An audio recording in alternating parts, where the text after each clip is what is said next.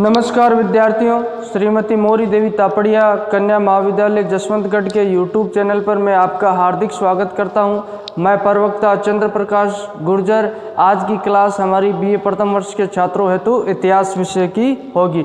तो बात करते हैं, जो अपने चैप्टर चल रहा है पूरा पाषाण काल और मध्य पाषाणकालीन है, जो प्रागैतिहासिक भारत है, प्री हिस्टोरिकल इंडिया है, उसके बारे में हम पढ़ रहे हैं। पूरा पाषाण काल के तहत हमने जो पूरा पाषाणकालीन जो औजार और अवशेष हमें प्राप्त हुए, उनके आधार पर भारत में मिलने वाली संस्कृति को हमने 5 भौगोलिक भागों में विभाजन कर दिया था। और 5 भौगोलिक भागों की बात करते हैं तो इसमें पहला विभाजन हमने किया था जो उत्तर भारत है। उत्तर भारत में मिलने वाले पूरा पाषाणकालीन संस्कृतियां हैं, जिसमें हमने सोहन सभ्यता, सोहन घाटी सभ्यता और प्राक सोहन घाटी सभ्यता को पढ़ा है। उसके पश्चात हमने दूसरा विभाजन किया पश्चिमी भारत की जो पूरा पाषाणकालीन सभ्यता अवशेष है, उसके आधार पे हमने जो पश्चिमी भारत, इसमें राजस्थान का क्षेत्र आएगा। राजस्थान के पश्चात जो गुजरात का क्षेत्र है वो इस क्षेत्र में आएगा। उसके पश्चात हमने जो पूर्वी भारत की संस्कृति है, पूर्वी भारत भौगोलिक विभाजन कर दिया, पूर्वी भारत है। और उसके पश्चात हमने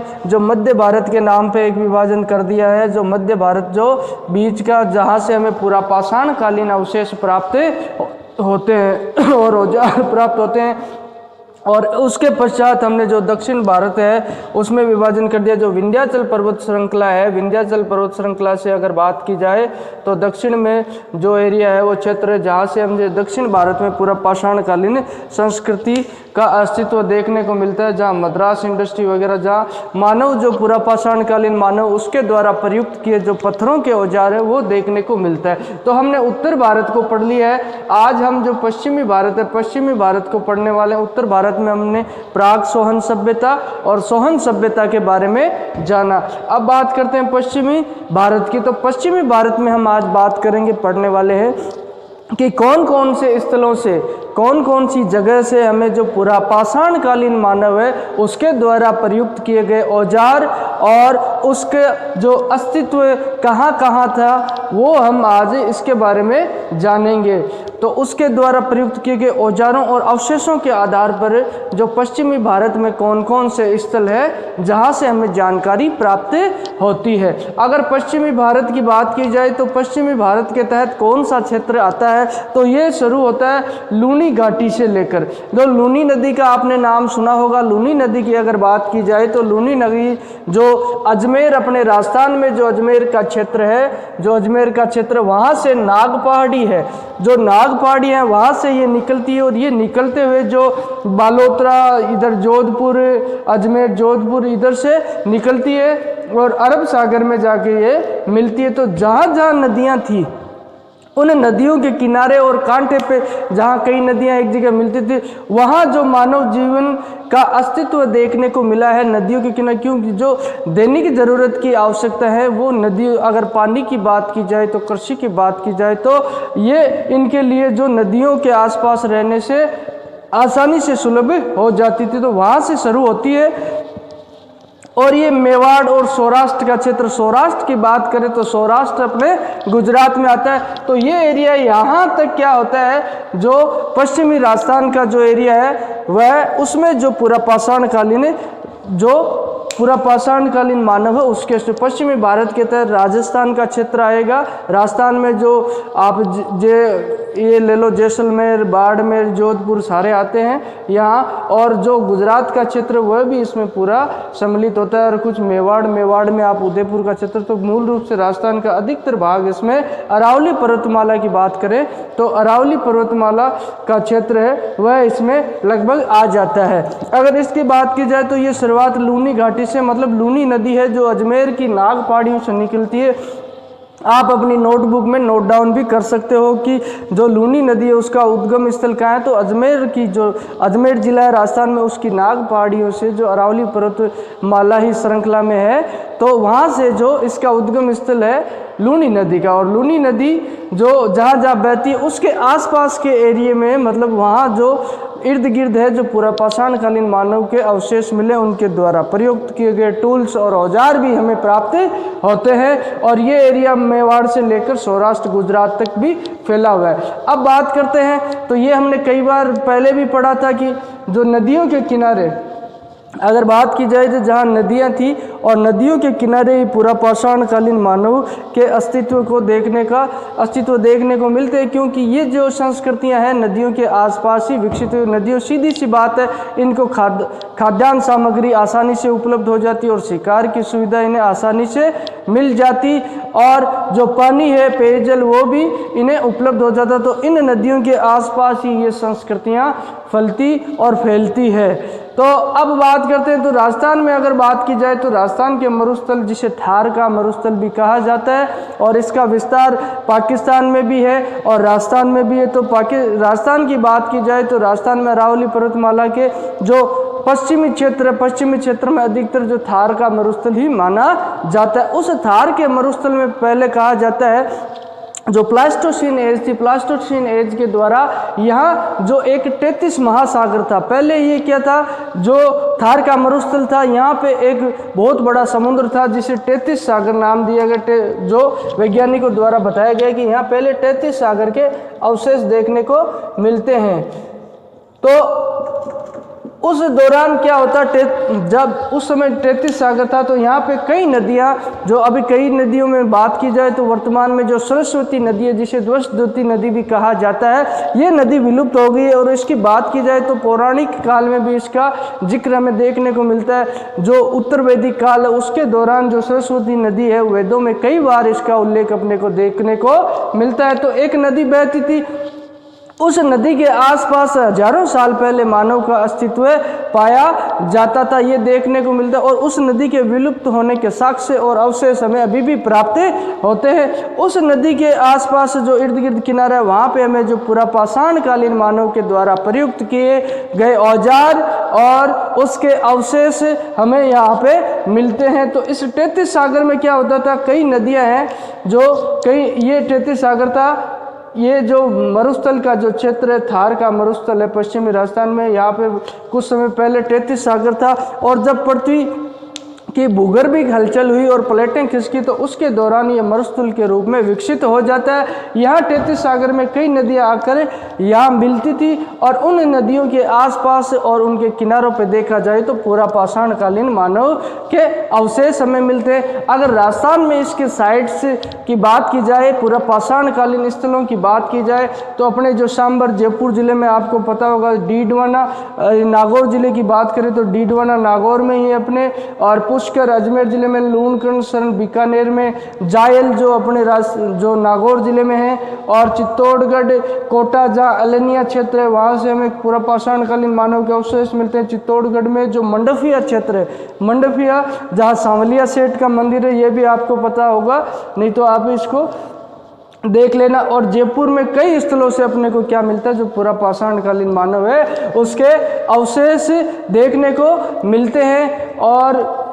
और भी कई इतिहासकारों द्वारा बताएंगे, राजस्थान में जोधपुर है, अजमेर है, भीलवाड़ा है, टोंक है, इन क्षेत्रों से भी हमें जो पूरा पाषाणकालीन मानव के अवशेष मिलते हैं। तो अब बात करते हैं राजस्थान के आसपास ये जो नदियाँ थी, जो राजस्थान के अन्य नदियां हैं, कौन कौन सी नदियां हैं जिनके आसपास से हमें पूरा पाषाणकालीन मानव के जो अस्तित्व के अवशेष मिलते हैं और वहाँ उनके द्वारा प्रयुक्त किए गए औजार मिलते हैं। तो बात की जाए तो सरस्वती नदी जो वर्तमान समय में विलुप्त हो चुकी है, और बेड़च नदी, उसके पश्चात चंबल नदी, ये जो कोटा की तरफ बहती है, राजस्थान का जो दक्षिणी भाग है उधर की तरफ बहती है, और ये मध्य प्रदेश से निकलते हुए राजस्थान में प्रवेश करती है। बनास नदी जो राजसमंद के खमनौर स्थल से इसका उद्गम स्थल है। गंभीरी नदी की बात की जाए तो ये चित्तौड़गढ़ में बहती है, और आहड़ नदी है उदयपुर में। लूणी नदी जो मैंने पहले बताया तो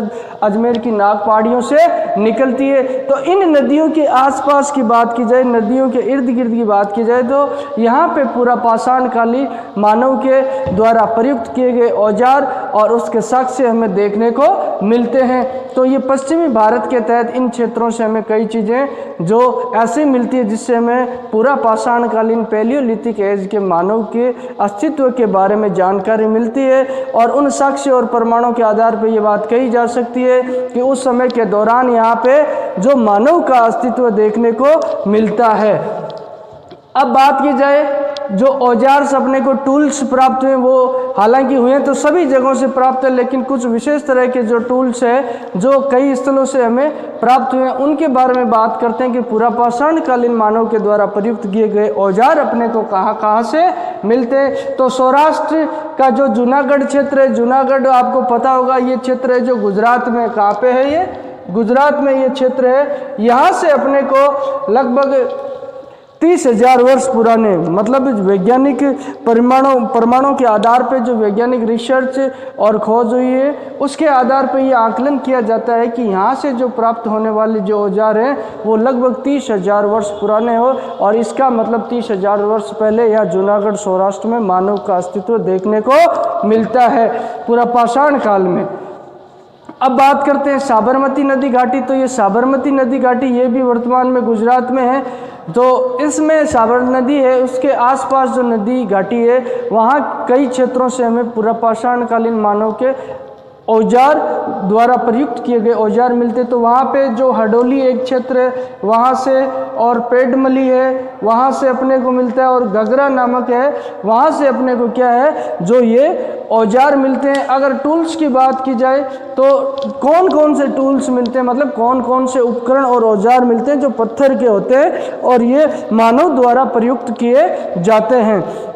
तो कुल्हाड़ी मैंने कई बार अपने जिक्र हो सका है, जो हैंडेक्स होती है यानी पत्थर को ऐसे पकड़ के और हाथ के द्वारा ही चलाया जाता है, उसे हैंडेक्स कहा जाता है। उसके किसी तरह का हत्था जो पीछे नहीं होता है, तो जो हाथ के द्वारा चलाई जाती है पत्थर उसे ही हैंडेक्स कहते हैं। जो आगे से नुकीला होता है और पीछे से चौड़ा होता है, जिसे पकड़कर आसानी से किसी पे जो जानवरों पे वार इनके द्वारा किया जाता है तो उसे हैंडेक्स कहते हैं। विदारक, जो मैंने क्लेवर्स की बात की थी, विदारणी भी जिसे कहते हैं, तो उसे जो क्लेवर्स होती है जो किसी मांस को चीरने के लिए प्रयुक्त की जाती है, या किसी जो बात की जाए तो पेड़ पौधों को चीरने के लिए जिसका प्रयोग किया जाए, ये भी पत्थर का औजार होता है। और खुरचनी, जिसे चॉपिंग भी कहा जाता है, खुरचनी जो अपघर्षक छोटे छोटे टुकड़े होते हैं वो भी चीरने के लिए ही प्रयुक्त किए जाते हैं। चिपुट और उपल के बारे में हम पहले भी, ये चिपुट भी जो पत्थर से तोड़ने के पश्चात छोटे छोटे टुकड़े निकलते हैं उसे चिपुट कहते हैं। उपल जो बटिकास्म की तरह होते हैं, गोल पत्थर जो नदियों के किनारे पे पानी के साथ बह के जो गोल हो जाते हैं उन्हें औजार का रूप दे दिया जाता है, उसे उपल कहा जाता है। और यहीं गुजरात में बात की जाए तो ओसांग नदी घाटी है। ओसांग नदी घाटी में जो बहादुरपुर है, बहादुरपुर स्थल से भी जो साइट्स है वहाँ से भी अपने को पूरा पाषाण कालीन मानव के द्वारा प्रयुक्त किए गए औजार मिलते हैं। तो इस तरीके से विद्यार्थियों आज हमने जाना कि पुरापाषाण कालीन मानव द्वारा प्रयुक्त किए गए औजार जो पश्चिमी भारत है, जो भौगोलिक विभाजन किया गया इतिहासकारों के द्वारा जो अध्ययन की दृष्टि से और सुविधा के लिए, तो पश्चिमी भारत है उसमें कौन कौन सा क्षेत्र आता है, तो बात की जाए तो उसमें जो राजस्थान का और जो गुजरात का अधिकतर क्षेत्र आता है, उन्हीं क्षेत्रों में जो कौन कौन से साइट्स हैं, कौन कौन से स्थल है जहाँ से अपने को ये औजार देखने को प्राप्त होते हैं। उन औजारों की अगर बात की जाए तो वो औजार जो कहाँ कहाँ से अपने को मिलते हैं, तो उसमें सांबर, डीडवाना, पुष्कर, लूणकरणसर, जायल, चित्तौड़, कोटा और जयपुर से हमें प्राप्त होते हैं। और एक डॉक्टर विजय हैं इतिहासकार, उनके द्वारा भी राजस्थान में जो कई जो जोधपुर, जयपुर, अजमेर, भीलवाड़ा, टोंक है, वहाँ से जो वहाँ की नदियाँ हैं उनके क्षेत्र में भी पूरा पाषाण कालीन मानव के अस्तित्व के बारे में बता गया है। और ये जो पहले यहाँ 33 सागर के अवशेष थे, 33 सागर में कई तरह की नदियाँ, जो कई सहायक नदियाँ और प्रमुख नदियाँ आकर गिरती थी, उन नदियों के आसपास पूरा पाषाण कालीन मानव और पूरा पाषाण कालीन संस्कृति फलने फूलने को अपने को देखने को मिलती है। और अगर बात की जाए तो इसमें जो टूल्स है, जो राजस्थान की नदियों की बात की जाए तो राजस्थान की नदियों में सरस्वती, जिसे ही ध्वजवती कहा जाता है, और पुराणों में और वेदों में भी इसका उल्लेख देखने को मिलता है। बेड़च, चंबल, बनास, गंभीरी, आहाड़, लूनी नदियों के आसपास है। आज भी हमें इस काल से संबंधित मानव के जो अस्तित्व को देखने को मिलता है। टूल्स की बात की जाए तो औजार अपने को जो सौराष्ट्र है, गुजरात में बात की जाए तो जूनागढ़ से भी प्राप्त होते हैं। और वैज्ञानिक रिसर्च के बाद में पता चलता है कि ये लगभग 30,000 वर्षों पुराने माने जाते हैं। साबरमती नदी घाटी गुजरात में है और हडोली, पेडमली, गगरा ये साइड से जहाँ से अपने को ये जो टूल्स उपकरण प्राप्त होते हैं। तो टूल्स की बात की जाए, उपकरणों की, औजारों की, तो कुल्हाड़ी, विदारक, विदारणी भी जिसे कहा जाता है, खुरचनी जिसे अपघर्षक भी कहा जाता है, चिपू, टुपल, ये अपने को प्राप्त होते हैं। और सांग नदी घाटी का जो बहादुरपुर क्षेत्र है वहाँ से भी अपने को इस काल से संबंधित औजार प्राप्त होते हैं। तो बोलिए, यहाँ तक आपको कोई चीज़ समझ में नहीं आई हो, किसी तरह की शंका हो, समस्या हो, तो आप निसंकोच पूछ सकते हो। जो प्लेटफॉर्म आपको अवेलेबल करा रखा है व्हाट्सएप ग्रुप, उसके माध्यम से आप कमेंट के द्वारा कोई भी चीज़ निसंकोच पूछ सकते हो। आप अपनी समस्या को हमारे तक रख सकते हो और पहुंचा सकते हो। और यहाँ तक किसी चीज़ में अगर आपको कोई चीज़ विस्तृत रूप से जाननी हो या कुछ आपके मन में जिज्ञासा और उत्सुकता हो तो आप निसंकोच पूछ सकते हो। तो आज के लिए हम इतना ही पढ़ेंगे और आगे की क्लास में जो पूरा पाषाण काल के दौरान जो भौगोलिक विभाजन हमने कर रखा है, उत्तर और पश्चिमी भारत को हमने पढ़ लिया है और दक्षिण पूर्वी और मध्य भारत के बारे में हम जानेंगे। उसके पश्चात जो पूरा पाषाण कालीन मानव है उसकी संस्कृति, रहन सहन, जीवन के बारे में भी जानेंगे। तो आज के लिए बस इतना ही पढ़ेंगे। बहुत बहुत धन्यवाद।